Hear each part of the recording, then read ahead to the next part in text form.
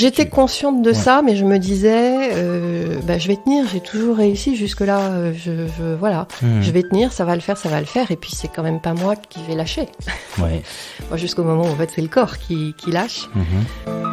Je veux faire quelque chose qui me plaît au fond. J'ai toute ma vie à bosser, je veux que ça me plaise, je veux m'éclater. Et ça a été pour moi un vrai électrochoc. Et le bijou transmet une émotion. Et ça m'avait interpellée, mais ça a été enfoui, tu vois, c'est revenu. Marque, et c'est revenu ouais. À ce moment-là. Ouais. Et c'est revenu parce que quand on sort d'un burn-out, on est à fleur de peau et que toutes les émotions sont présentes. Bonjour et bienvenue dans ce nouvel épisode de Au revoir Président, le podcast qui décortique les trajectoires de vie de celles et ceux qui, un jour, ont décidé d'appuyer sur pause. Toutes les 2 semaines, je partage avec vous mes rencontres effectuées avec des personnes inspirantes. D'un côté, des cadres dirigeants qui, au cours d'une intense carrière, ont décidé de changer de vie, et de l'autre, des experts qui, grâce à leur savoir et connaissances, peuvent nous aider à mieux comprendre et appréhender ces transitions de vie. Je suis Laurent Pellet, ancien cadre dirigeant d'un grand groupe français. Après 28 années d'un parcours intense, j'ai connu l'épuisement professionnel qui m'a amené à prendre une année sabbatique. C'est à ce moment-là que j'ai décidé de lancer ce podcast pour rencontrer des personnes qui, en m'inspirant, allaient pouvoir m'aider à trouver ce que je voulais faire du reste de ma vie. Après ces 12 mois, j'ai finalement moi aussi dit au revoir président et démarré une nouvelle vie. Depuis, je continue à partager le fruit de mes nouvelles rencontres afin d'inspirer toutes celles et ceux qui sont encore dans l'arène et veulent changer de vie. Bonjour à tous, nous nous retrouvons aujourd'hui pour un nouvel épisode Au revoir Président avec Delphine Beretta. Bonjour Delphine. Bonjour Laurent. Voilà, donc Delphine, c'est la première fois qu'on se rencontre, mais en fait, je connais bien ton mari Marc, qu'on salue et que je remercie. Parce que donc Marc, on a eu l'occasion de travailler ensemble, donc Marc Beretta, et voilà, donc on se voit assez régulièrement. Et un jour, donc quand bien sûr il a compris le concept du podcast, il m'a dit mais en fait j'ai peut-être quelqu'un qui pourrait t'intéresser. Et puis il m'a parlé de toi, et puis effectivement après on s'est parlé, et puis j'ai dit ouais ça peut faire un très bel épisode, très inspirant. Donc voilà, on se retrouve aujourd'hui. Merci d'être venu jusqu'à chez moi. Et donc en quelques mots, je vais te laisser te présenter pour que nos auditeurs sachent qui est Delphine Beretta. Ok, donc Delphine Beretta, j'ai 55 ans. Je suis mariée, donc, avec Marc. J'ai 3 enfants qui, forcément, sont magnifiques. 2 garçons, une fille, 29 ans, 25 ans, 15 ans. Et aujourd'hui, je suis présidente de Baladine Joaillerie, qui est une société que j'ai créée il y a 3 ans, après être devenue gémologue. D'accord, donc tu es gémologue, voilà. Mais avant ça, il y a une vie, puisque si tu es ici, c'est qu'il y a une longue vie corporate. Donc, est-ce que tu peux brièvement quel type d'études, et ensuite comment tu as enclenché la vie professionnelle, et puis quel est ton parcours rapidement? Ok, alors rapidement, étant donné que j'ai 55 ans, on va essayer de faire ça court. J'ai fait Dauphine, en fait, au départ. Plus par défaut que par choix, et comme c'est un petit peu un fil rouge qui a guidé l'ensemble de ma carrière jusque-là, je pense que c'est important de dire un peu plus par défaut que par choix. En fait, c'est le défaut qui est le fil rouge, c'est ça? C'est pas le défaut qui est le fil rouge, mais c'est le fait que finalement je me rends compte que j'ai pas toujours choisi ce que j'avais vraiment envie de faire. Donc voilà, Dauphine, à la sortie de Dauphine, par relation interposée, voisine de palier, qui dit tiens, mon gendre, il a un cabinet financier, c'est très compliqué, je comprends rien à ce qu'il fait, mais il cherche quelqu'un, et il explique à mes parents que ça serait bien que j'aille faire un tour. Je vais voir. Je ne comprends pas tout à ce qui se passe dans ce cabinet, mais effectivement, on m'explique que c'est très compliqué, mais qu'il cherche des gens à peu près cérébrés et que donc ça serait bien. Très bien, j'irai 6 ans. Ah oui, d'accord. Donc en fait, c'est une approche opportunistique, on va dire, pas de... Total. Ouais. Total. Je m'y trouvais bien, hein. Je suis pas complètement maso, donc voilà, ça se passait bien. Et puis après, il se trouve que mon mari avait l'opportunité de partir en province. Je suis partie là-bas et ça a été j'ai réussi avec le cabinet à dealer de pouvoir travailler à distance. Bon, le télétravail 100% complètement à distance quand on n'est pas du tout sur place, c'est complexe en fait. Ouais. Voilà, et j'ai eu mon premier enfant, et puis là, j'ai trouvé du travail en fait dans le coin où on était. Et puis on est revenu sur Paris. Je suis rentrée là comme manager chez Arthur Andersen. D'accord. Il se trouve qu'une des missions que j'avais décrochées par réseau était chez Lagardère. Ah, voilà. Je me suis rendu compte qu'il y avait tellement de choses à faire que je suis rentrée chez Lagardère. Donc en ça, fait. c'est classique, on passe chez Finalement, le client. exactement. Ouais, ça leur coûte Où tu es restée moins cher. Et je suis restée 13 ans. 13 ans, d'accord. 13 ans à finalement évoluer de plus en plus haut jusqu'au comité de direction. Alors j'étais chez Lagardère dans la partie régie. D'accord. Lagardère Publicité. Ok. Voilà, jusqu'à être au comité de direction de Lagardère Publicité, donc dépendant de la PDG directement, Ouais.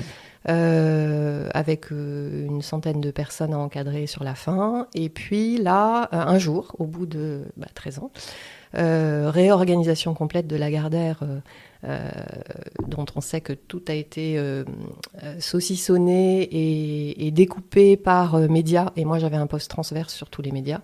Donc un matin, je suis convoquée et on m'explique qu'on va annoncer l'après-midi dans la réorganisation qu'il n'y a plus du tout mon poste. Gros choc. Même si j'avais un peu... Je ne peux pas dire que je n'avais pas vu venir les réorganisations diverses. Donc là, on est en quelle année quand ça se passe ? On est là en fin 2013. Fin 2013, Fin d'accord. 2013. Mais c'est pas le dernier poste corporate, hein. De là, tu... Non, alors Ouais. voilà, premier gros choc pour faire effectivement un peu plus court. Premier gros choc, remise en question en me disant est-ce que c'est vraiment le milieu dans lequel j'ai envie de continuer ? Parce que sortant de là, je pouvais postuler à d'autres médias. Et je me suis dit, je vais aller regarder un peu côté luxe. Donc déjà, il y avait quelque chose qui commençait à me titiller de ce côté-là. J'ai fait diverses missions en management de transition. D'accord. Et puis, j'ai été rattrapée par quelqu'un qui m'a dit, tiens, est-ce que, voilà, on sait qu'on cherche dans une agence média, est-ce que tu viendrais pas prendre le poste de direction de back-office ? C'était, encore une fois, pas très loin de la maison et j'avais encore des enfants dont m'occuper. Et je me suis dit, pourquoi pas ? Et je suis allée là-bas, donc en 2016. Donc une filiale de WPP, un gros groupe média, avec 2 milliards de flux de cash à gérer, pas mal de pression. Et donc là, combien de temps tu es restée ? Je suis restée 3 ans. 3 ans. Je suis restée 3 ans en ayant compris que tous les gens avant moi à ce poste avaient soit été virés, soit étaient partis en burn-out. Voilà. Et moi, j'ai tenu 3 ans jusqu'au burn-out en fait. Ah. Et donc là, le burn-out, tu l'as fait la 3e année, c'est pour ça que tu es partie de cette... Exactement. D'accord. Exactement. En fait, tu peux nous expliquer un peu comment ça s'est passé ? C'est pas trop... oui, parce que maintenant c'est déjà il y a... Donc c'est en 2019, si je calcule bien, que tu as fait le burn-out. Ouais, voilà, d'accord. exactement. Ouais, fin 2018 en fait. Fin 2018, un matin, ça faisait des mois que si on me touchait l'épaule, je me mettais à pleurer, que je me disais que j'arrivais plus à rien, j'avais l'impression d'être un hamster dans la roue, j'arrivais plus du tout à gérer, à avancer, à faire ce que je voulais faire dans cette société. Ça me réveillait la nuit, j'avais des problèmes intestinaux le matin avant d'aller au travail. Enfin, c'était... Et toi, tu étais consciente de ça ? J'étais consciente de ça, mais je me disais, je vais tenir, j'ai toujours réussi jusque-là, voilà, je vais tenir, ça va le faire, et puis c'est quand même pas moi qui vais lâcher. Ouais. Bon, jusqu'au moment où en fait, c'est le corps qui lâche. Et mon mari m'a ramassé un matin en me disant, ça suffit, là, il faut que tu t'arrêtes pour prendre du recul. Ouais. Ce que j'ai fait. Et je pense que le regard extérieur dans ces cas-là est important pour aider à prendre du recul. S'il y a beaucoup de gens qui sont dans cet état-là et on se dit mais on doit y arriver, mais moi je pense que rien dans un job ne justifie de se rendre malade. Ouais. Mes amis me disaient mais on te reconnaît plus, en fait c'était l'ombre de toi-même, on te reconnaît plus. Donc là, tu consultes et le médecin te dit clairement... Le médecin me dit, je vous arrête 15 jours, 1 mois, le temps qu'il faudra. En fait, je me suis arrêtée 2 mois. 2 mois, d'accord. Alors avec un peu l'impression, c'est une expression que tu as déjà utilisée, je crois, de sauter du train en marche. Et là, on se retrouve sur le quai un peu complètement abasourdi, avec perso beaucoup de culpabilité. Oui. Et ça, je pense que c'est les gens qui sont obligés de se faire arrêter. En fait, c'est ça le sujet. Pourquoi on tient jusque-là. Procure des difficultés pour la boîte. Ça met la boîte en difficulté. Et du coup, on se dit, mais bon, c'est quelque chose sur lequel il faut travailler. Hein. Et là, justement, ça se passe comment psychologiquement? Parce que le corps se repose. Mais psychologiquement, tu expliques la culpabilité, mais pendant ces 2 mois, comment ça évolue? En fait, je me suis fait aider par une coach perso, une psychologue. J'ai eu la chance d'avoir un mari hyper compréhensif, qui est coach lui-même pro, donc il savait, et il a su trouver les mots pour être dans la... Je pense que c'est important d'être dans la compassion, d'être extrêmement soutenu dans ces cas-là. Donc j'ai eu cette chance-là.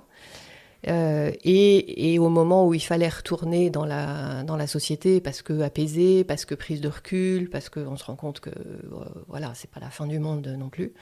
Je savais bien intuitivement que j'avais signé mon départ en fait, et que le fait de m'arrêter, ça ferait que j'y retournais pour sans doute négocier mon départ. D'accord. Ce qui a été le cas. Ok. Mais ça venait de toi, c'est-à-dire toi tu disais moi je pourrais plus retourner là-dedans, ou bien tu savais que la boîte allait te dire ça c'est un maillon faible donc on peut plus compter dessus, donc il vaut mieux comment... Ouais, en fait je savais que si j'y retournais de la même façon, les mêmes causes produisant les mêmes effets, rien n'était résolu. D'accord. Donc je suis plutôt allée en disant il va falloir qu'on change des choses, ce que la société n'était pas prête à faire avec moi. Bien sûr, je comprends ce que je sentais. Donc voilà, et donc on a négocié ça intelligemment, j'ai envie de dire, des 2 côtés. Et là, j'ai eu un moment, mais finalement assez court. Alors c'est vrai que dans d'autres podcasts, j'ai trouvé un point commun sur les gens que tu interviewes, il faut bien 2-3 mois. Oui. Pour atterrir quand même et surtout retrouver un élan de se dire qu'est-ce que je vais faire après. Mais ça, c'est 2 mois que tu as passé. Les 2 mois que j'ai passés en arrêt m'ont servi à me reconstruire, à prendre du recul. Et à raisonner plutôt par rapport à cette société, mais pas par rapport à une vie d'après. Alors pas du tout pour me projeter.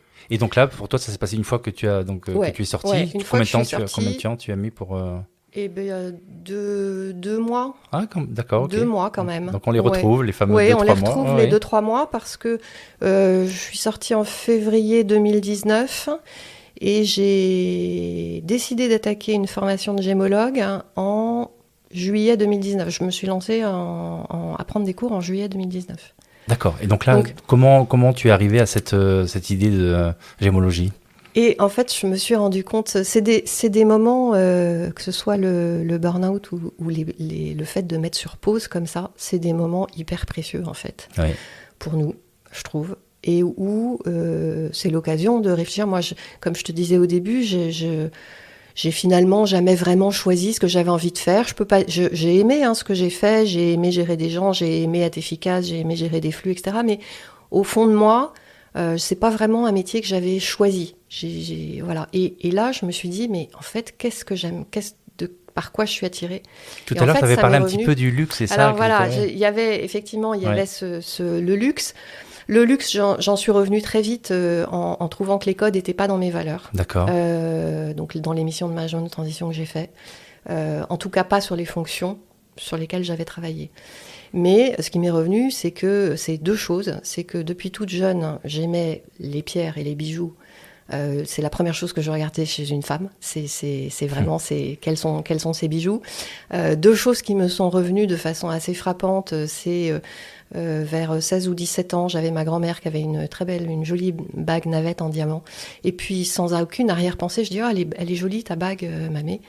Et en fait, quelques semaines après, elle me l'a transmise en disant tu es celle de mes petits-enfants qui a montré un intérêt pour cette bague et j'aime je la transmets. Et ça a été pour moi un premier élément de « Oh là là, quand je la porte, je pense à elle. Qu'un bijou transmet une émotion, c'est exactement, ça exactement. Voilà. Et le bijou transmet une émotion.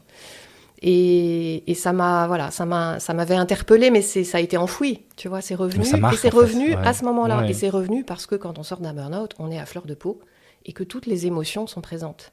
Et si on est vraiment à l'écoute de soi, on se rend compte de ça. On se rend compte que... Et on fait attention à ces émotions, qu'elles soient positives ou négatives. Mais est-ce qu'on peut aller jusqu'à dire que c'est grâce au burn-out que tu as pu trouver ta voie ? Ah mais complètement. Okay. Complètement. Aujourd'hui, en fait, je pense que cette société m'a rendu service. Ok. Sans burn-out, c'est-à-dire que si t'es... Je pense que sans burn-out, je continuais à pédaler dans ma roue comme un hamster, à bien gagner ma vie, mais à profiter de rien, Ah oui, je pense que j'aurais continué. Alors, je peux pas dire que j'étais malheureuse, hein. C'est juste que c'était pour gagner de l'argent et sans... À chaque fois, les satisfactions en fait que j'avais étaient quand j'avais réussi finalement à mettre une personne dans mon équipe au bon endroit. Il y avait quand même de l'humain là-dedans. C'était finalement, alors que je ne travaillais que du cash et de l'argent, et c'est le sens que j'arrivais à trouver comme ça. Et qu'il y avait de l'humain, de l'émotion. Ouais. Et du coup, c'est là-dessus que j'ai cherché, en fait, en sortant de burn-out, comment rassembler ces valeurs humaines, ces émotions, cette envie de faire du beau, cette harmonie. Voilà, il manquait beaucoup d'harmonie dans les jobs que j'avais avant. Et ça, tu es passé par un processus structuré, parce que comme ton mari Marc est coach, ou c'est sorti comme ça, spontanément ? En fait, c'est sorti spontanément avec des entretiens de psychologues, pas mal. D'accord. Et puis j'avais déjà eu, dans mon parcours précédent, j'avais déjà fait un coaching personnalisé pro. Bilan de compétences, un bilan de compétences, j'avais fait il y a très longtemps. J'avais pas envie de refaire ça à l'époque. Donc j'avais déjà été accompagnée. Et pour répondre à ta question, c'est plutôt une fois que j'avais un peu mûri ce projet de travailler autour des pierres et des bijoux et de me former là-dedans, que là, j'ai fait parce que je pense que c'est très important d'être entouré. Ta question, elle est bonne et légitime. J'ai travaillé avec l'Avarap, qui est une association qui permet à des cadres ayant déjà une bonne vingtaine d'années d'expérience de se retrouver une fois par semaine en groupe pendant 9 à 10 mois et de travailler avec une méthode sur quel projet, est-ce qu'il est viable, dans quoi j'ai envie de chercher, d'abord dans quoi j'ai envie de chercher, et comment je m'y prends pour chercher, et ensuite, est-ce que mon projet, que ce soit salarié ou entrepreneurial, est viable ou pas. Okay. Et ce travail en groupe, avec ce brainstorming en groupe, est d'une richesse incroyable. Mais c'est une association ou c'est une société une association. Non, c'est une association. Voilà, L'Avarap, on mettra Avarap, on mettra le lien dans le... je ne peux que recommander. Ouais, j'ai rencontré des gens d'un très bon niveau, et on s'est tous auto-émulés. Je suis devenue coach de leur groupe, on continue de se suivre, on continue de faire des dîners réguliers. Et on s'est plus ou moins tous repositionnés finalement. Et donc eux m'ont aidé à me conforter dans la voie dans laquelle j'étais en train de m'engager. Donc là, c'est pendant les 2 mois ? Non, ça c'est après. Les 2 mois. Donc les 2 mois qui ont suivi. Donc les 2 mois qui ont suivi le burn-out. Là, je fais remonter en fait le fait d'être un peu plus posée m'a permis de faire remonter toutes ces émotions enfouies. Donc il y avait l'histoire du transmission de bijoux de ma grand-mère. Il y avait le premier rendez-vous pour nos fiançailles à l'époque, où on était allé chercher un bijou chez un joaillier en chambre, en fait, et je me suis souvenue de cette période incroyable où il m'avait sorti des plateaux de pierre en disant bon, alors compte tenu du budget, c'est là-dedans qu'il faut choisir, et après il nous avait dit bon, maintenant que j'ai compris le budget dont vous disposiez, je vous montre quand même des pierres que vous ne reverrez sans doute jamais dans votre vie. Ouais. Et il m'avait sorti de façon un peu sadique des plateaux entiers. J'avais choisi une émeraude à l'époque et il m'avait sorti des émeraudes incroyables. Et c'est remonté ça, j'en avais absolument plein les yeux. Et troisième chose, j'ai eu beaucoup de chance aussi que Marc, donc mon mari, m'offre pour certaines occasions des bijoux. Et par relation, on allait souvent chez une joaillière en chambre. Et chaque fois que je ressortais de ce rendez-vous avec elle, j'avais des étoiles dans les yeux en me disant « Elle fait quand même un métier, mais un métier de dingue. Elle rend les femmes heureuses. On choisit des pierres avec elle. Elle nous propose des montures. C'est génial. Et un jour, j'ai dit, si je pouvais, c'est ça que je ferais. Ah, voilà, c'était ça ma question. Voilà. C'est le moment donné, il y a bien un basculement, un déclic. Et il y a un basculement vers mai-juin. Je suis sortie de la société en février 2019. Vers mai-juin, je me dis, mais pourquoi pas ? Pourquoi pas ? Il me reste 15 ans à travailler. 3e déclic, j'ai notre fils aîné qui est artiste, peintre, qui a fait une école pour apprendre à faire des trompe-l'œil, des fresques muralistes. Et quand on lui a demandé ce qu'il voulait faire après avec ça, il nous a dit, mais moi, je veux pas travailler derrière un ordinateur dans un bureau, sous-entendu un peu comme vous. Moi, je veux rendre les villes belles et surtout, je veux faire quelque chose qui me plaît au fond. J'ai toute ma vie à bosser, je veux que ça me plaise, je veux m'éclater. Et ça a été pour moi un vrai électrochoc. Vraiment, un révélateur. Je me suis dit, mais c'est lui qui a raison. Et là, ça s'est passé, cette remarque de sa part, elle s'est passée au moment où C'était au moment où je cherchais ce que j'allais faire des 15 années, ou à peu près. Hein, enfin, oui, donc c'était pas un conseil de sa part pour toi, c'était vraiment l'expression d'un besoin pour lui qui a résonné chez toi, en fait. C'est ça ? Exactement. Ouais. Exactement. Okay. Et là, je me suis dit, mais il a raison. Et si j'avais le choix, mais qu'est-ce que je ferais ? Et ce métier-là, je me suis dit, oh, j'aimerais bien faire ça. C'était pas du tout encore formé. Là, je me suis dit, bon, si je me lance dans les pierres et les bijoux, il faut quand même que je sache de quoi je parle. Ça, c'est le syndrome un peu bon élève. À part les acheter, les regarder, les admirer, tu connaissais rien, non, en fait. Non, j'y connaissais rien. Ouais. Mais rien. À part que j'aimais, à part que je voyais aussi toujours très bien, quand on me montre une pierre nue, je vois très bien ce que je pourrais en faire. Voilà, comment je la montrais, etc. Mais c'est tout. Et du coup, je me suis dit, bon, il faut que je me forme. Donc, je me suis renseignée et il y avait un parcours possible en accéléré pour devenir gémologue à l'Institut national de gémologie à Paris. Et j'ai démarré, il y a 4 niveaux pour être gémologue. Et généralement, on fait niveau 1 et 2. Et encore, il y a plein de bijoutiers qui n'ont même pas les niveaux 1 et 2. Mais bon, je fais cette formation, je fais la première en me disant, je vais voir si ça me plaît, parce que c'est bien de dire les pierres, les bijoux, tout ça, ça me plaît, mais peut-être qu'en fait, le fait de savoir d'où viennent les saphirs, est-ce que c'est des vrais défauts ? Exactement, un peu comme le luxe, entre les paillettes du métier, qu'est-ce qu'il y a derrière ? Voilà. Et en fait, j'ai fait cette formation qui était donc, la première, c'était 8 jours sans arrêt, avec un examen à la fin, à la fois de la théorie et de la pratique. Mais j'ai tellement aimé ça. Ça m'a réénergisée. Et on était une quinzaine en cours, j'étais facilement la plus âgée, et je me suis rendu compte qu'en fait, je faisais ça assez facilement, assez intuitivement.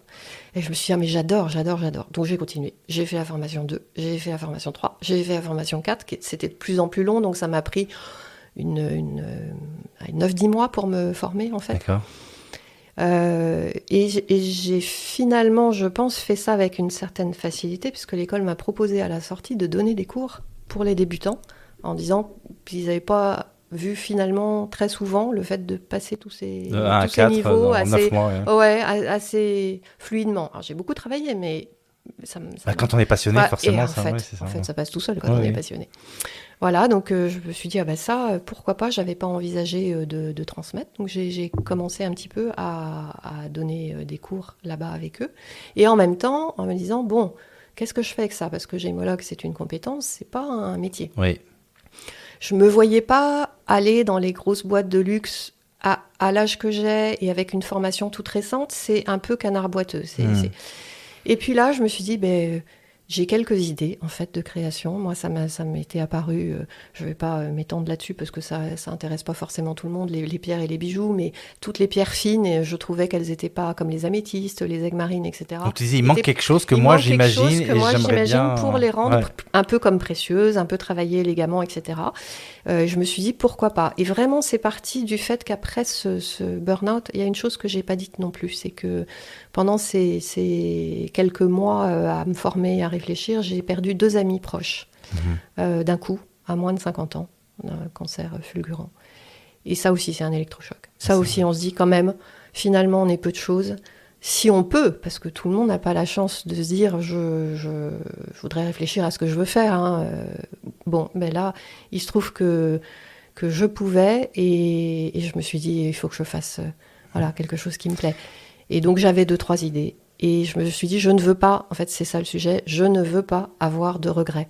Et je voudrais ça, c'est pas... marrant ce que tu dis, ça revient quand même beaucoup. Et c'est vrai que dans ton cas, moi, ce que je trouve très beau, c'est qu'il y a vraiment il y a plusieurs signaux comme ça qui te sont offerts, qui sont ton burn-out, qui sont les souvenirs d'enfance, qui sont ton fils qui te fait qui te dit cadeau, cette phrase, ce cadeau en fait. Les personnes qui partent et qui quelque part aussi sont des cadeaux parce que ça te fait bouger. Et c'est fou que quelque part tu te dis mais oui, j'ai tellement de messages qui m'arrivent que c'est tout ça, j'imagine que ça donne l'énergie pour y aller quoi. Et ça donne l'énergie, mais pour ça il faut être un peu ouvert. Oui. Et en fait, quand on est comme un hamster dans sa roue à travailler et tout ça, on les voit pas ces messages-là. Oui. Il y en a, Oui. on les voit pas. Ça c'est très important ce que tu dis. Et oui, voilà. Donc être capable d'être réceptif. Et dès qu'on devient réceptif, il y a des messages qui arrivent et ça aide à. C'est pour ça que c'est pas facile de le faire sans la fameuse pause, sans le fameux burn-out, sans le fameux. Je suis d'accord. Non, moi je pense. Ouais. Et donc là, c'est clair, tu as décidé que tu devais devenir entrepreneuse. On n'a pas trop parlé d'argent dans toute cette histoire parce que parfois, c'est vrai que quand on a une carrière, j'imagine que tu es avec poste de comité de direction, etc. On a un statut, on a une situation financière. Bon, là, vous êtes deux, donc Marc était là aussi, donc c'est peut-être plus facile que quand on est tout seul. C'est clair. Mais est-ce que ça a été un problème ou un sujet ou pas? Oui, ça a été un vrai sujet et c'est une des choses sur lesquelles j'ai travaillé. Moi, je tenais depuis toujours beaucoup à mon indépendance financière. Après, ce sont des calculs un peu réfléchis. Il y a eu un moment dans notre vie où Marc cherchait à monter sa société et c'était plutôt moi qui, du coup, travaillais plus financièrement rentablement. Et puis les choses, après, on a travaillé très bien tous les deux. Il se trouve que j'avais un peu d'argent de côté. Et que je me dis, avec ça, je peux tenter de voir comment je me lance en entrepreneuriat. À aujourd'hui, c'est l'inverse. J'ai la chance d'avoir Marc qui gagne bien sa vie et donc je me permets d'en gagner un peu moins dans la mienne. Par contre, c'est pour moi très important de me dire, je suis dans l'entrepreneuriat, mais je dois gagner ma vie. Donc, je me verse le minimum pour le moment qui me permet de continuer de cotiser pour mes trimestres de retraite. Voilà, je voulais surtout pas qu'il y ait de trou là-dessus. Et puis après, y a un moment où on se dit, quand on fait ce qui nous plaît, ça devrait pouvoir marcher. Et puis si ça marche pas, je l'aurais tenté. En fait, si sur le long terme, c'est pas viable. Et pour l'instant, tous les signaux sont plutôt ouverts par rapport au plan que je me suis fixé, donc je me dis que c'est possible. C'est possible une fois que, faut être réaliste, je lâchais sur le fait que je gagnerais sans doute plus ma vie comme avant. Mais avec un tel bénéfice de se sentir aligné et bien dans ce que je fais, et que pour l'instant, voilà, je voulais pas de regrets. Et je tente. Et là, tes journées ressemblent à quoi maintenant par rapport à ton monde corporate? D'abord, je les organise exactement comme je veux. Je passe mon temps entre des rendez-vous ateliers, des rendez-vous clients, des expos-ventes, parce que pour se faire connaître, il faut quand même exposer et montrer ce qu'on peut faire. Du temps à travailler sur la com, sur les réseaux sociaux, mais j'ai beaucoup de temps du coup disponible. Et le temps que tu travailles, j'imagine que tu le sens pas comme ça. Et je le sens pas. Ouais. Et en fait, c'est plus du tout la même vie. Alors, il y a plus les week-ends. Il m'arrive d'être très souvent le week-end en expo, vente en boutique, donc il y a plus de week-end comme avant. Il m'arrive de répondre à des messages le samedi ou le dimanche, mais c'est pas du travail pour moi. Oui. C'est pas du travail en fait. Et je le ressens plus du tout comme un travail. Je le ressens comme une passion. Donc voilà. Donc là, j'ai plus. Alors c'est vrai que c'est pas du tout le rythme métro boulot dodo. Ce qui peut être déstabilisant. C'est-à-dire que parfois, il m'arrive, il est 15h et je me dis, tout le monde est à fond et les vieux réflexes de culpabilité, de s'asseoir, de se poser, de se dire, moi ça va, en fait, cet après-midi, finalement, si je veux, je peux aller me faire un cinéma. Ouais. Voilà. Bon, et donc là tu en es où? Donc tu as une boutique en ligne, pas alors, encore physique? En fait, j'ai un site e-commerce, mais qui est plus une vitrine pour que les gens puissent voir ce que je peux faire. Et mon modèle pour l'instant, c'est le bouche à oreille et des expos-ventes à peu près une fois par mois, une semaine par mois. En fait, je loue un espace avec d'autres créateurs. D'accord. dans le 6e, dans le 7e, dans le 16e. Et donc c'est toi qui les fabriques ou en fait tu les designs et tu les... Non, alors oui, en fait je dessine, D'accord. J'achète des pierres, je réfléchis à des modèles et je les fais faire. D'accord. Et toute ma démarche réseau a été de trouver, le plus compliqué pour moi a été de trouver des ateliers français. J'ai eu la chance d'avoir un atelier qui m'a fait confiance et alors que je pensais que je manquais de crédibilité sur le fait de venir du monde de la finance et pas du monde des pierres, j'ai l'artisan donc qui travaille et qui fait les bijoux pour moi, et qui m'a dit « Ah, mais ça, au contraire, c'est une grande chance parce que moi, je sais que vous savez calculer une marge, que vous ne vous planterez pas et que vous me paierez à la sortie. » D'accord. Voilà, et donc à aujourd'hui, mon modèle est celui-là. Et j'ai de plus en plus de demandes sur mesure, voilà, de gens qui m'approchent pour transmettre des bijoux de famille, les transformer. Donc, en bonne financière, tu vois que le business plan est, avec le temps, ça tient la route, parce qu'en année 0, alors j'ai même pas peur, hein, j'ai créé mes statuts le 20 mars 2020, plein confinement. Ouais. Voilà. Et là, je me suis dit, oula, c'est risqué quand même ton histoire. Et en fait, je me suis dit, pendant le confinement, et ça aussi, ça peut être peut-être un conseil pour les gens qui se lancent en entrepreneuriat et qui souvent se disent mais qu'est-ce que je vais faire de mes journées ? Moi, je me suis astreinte alors que c'était calme plat, le blanc total dans tout le pays, à me dire chaque jour, je fais une petite action pour ma société, quelle qu'elle soit. Un coup de fil réseau, un papier administratif qui manque, regarder si je trouve des pierres qui me plaisent dans les réseaux, commencer à regarder avec quel artisan je pourrais travailler. Voilà, même si c'est un quart d'heure par jour, au moins j'avais l'impression d'avoir fait un petit pas pour avancer dans mon entrepreneuriat. Je prends ça comme un conseil pour moi alors, parce que je suis en train de lancer une société, donc d'accord, c'est gentil. Je pense qu'on a fait un bon tour. Je ne sais pas si... parce que tu sais que j'ai les questions traditionnelles à la fin de l'épisode. Donc, si tu es OK, on peut y aller. Donc, la première question, c'est quand tu écoutes ta propre histoire telle que tu viens de la raconter, quelle pourrait être la morale de cette histoire, de ton histoire ? Eh bien, j'ai une citation qui me vient à l'esprit. C'est une citation des Sénèques. Et c'est « Ce n'est pas parce que les choses sont difficiles que nous n'osons pas. C'est parce que nous n'osons pas qu'elles sont difficiles. » Oui. Voilà, c'est ça qui me vient à l'esprit là. Et c'est aussi, je pense qu'il faut pas trop se poser de questions. Il faut pas trop, quand on peut, faut pas trop procrastiner. Il faut pas trop réfléchir. Si on réfléchit trop, il faut y aller. Parce que si on réfléchit trop, on n'ose pas, on fait pas. Enfin, souvent.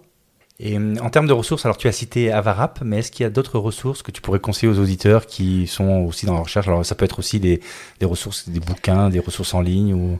Ouais, alors moi je me suis fait accompagner de 2 façons complémentaires. C'était Avarap comme je l'ai expliqué et le réseau Force Femmes. Ça c'est pour les femmes plus de 45 ans et qui cherchent à se repositionner, que ce soit salarié ou entrepreneuriat et avec lesquels j'ai fait beaucoup d'ateliers hyper intéressants. Pareil, association aussi? Oui, c'est une association aussi, Force Femmes. Et puis alors moi je l'avais déjà fait dans le passé, mais je trouve que un coaching pour prendre du recul et un coaching perso, c'est hyper riche et intéressant quand c'est bien fait. Voilà. Ok. Et c'est important, c'est important de pas rester seul, à cogiter tout seul. Je pense qu'on peut pas, quelle que soit l'intelligence ou il faut qu'il y ait des regards extérieurs qui suscitent des questions et qui permettent de se poser des questions, les bonnes questions. Oui, ça aussi, ça revient vraiment de manière très, très fréquente de tous les invités. Ouais. Donc la dernière question, ça serait, si tu devais revivre toute ton histoire, qu'est-ce que tu ferais différemment ? Je pense que sur certains postes, je me poserais plutôt la question de est-ce que au fond des tripes, j'ai envie d'y aller et ça me fait vibrer, ou est-ce que j'y vais parce que y a la reconnaissance, parce que c'est bien payé, parce que d'autres n'ont pas réussi et moi je vais y réussir. Voilà, se poser plus la question de qu'est-ce que je veux moi, que de si les autres se disent que je peux le faire, j'y vais. D'accord, donc être plus maître de ses décisions, à l'écoute de ses besoins. Et à l'écoute de mes besoins. Ouais. Voilà, moi je trouve qu'on est beaucoup à le découvrir tard, que c'est hyper important d'être à l'écoute de ses besoins. Et encore une fois, quand je vois mon fils qui lui a été à l'écoute de ses besoins bien plus jeune. C'est chouette. Ok, je trouve vraiment ton histoire très inspirante. Merci beaucoup pour ce temps. Merci à toi. Et voilà, et donc on dit à tous nos auditeurs un grand merci de nous avoir écoutés jusqu'au bout et à très bientôt pour un nouvel épisode. Merci. Au revoir, bye bye. Au revoir. Alors voilà, j'espère que cet épisode vous a plu. Si c'est le cas et que vous pensez que ce podcast mérite d'être mis en avant, voilà ce que vous pouvez faire et qui m'encouragera à continuer mon travail. C'est hyper simple. Le plan se résume en 3 lettres. CNP, commenter, noter, partager. En effet, quand vous me laissez un commentaire, si vous me mettez 5 étoiles et que vous partagez à tout votre réseau, alors les algos de plateforme vont me faire remonter en flèche dans les classements et mon podcast sera proposé à un plus grand nombre d'auditeurs. Bon, je compte sur vous et n'oubliez pas, si vous ne voulez pas louper le prochain épisode, enregistrez-vous vite sur aurrevoirprésident.com pour être averti dès qu'il sort. Allez, c'est tout pour aujourd'hui. Prenez bien soin de vous et à bientôt pour un nouvel épisode. Bye bye.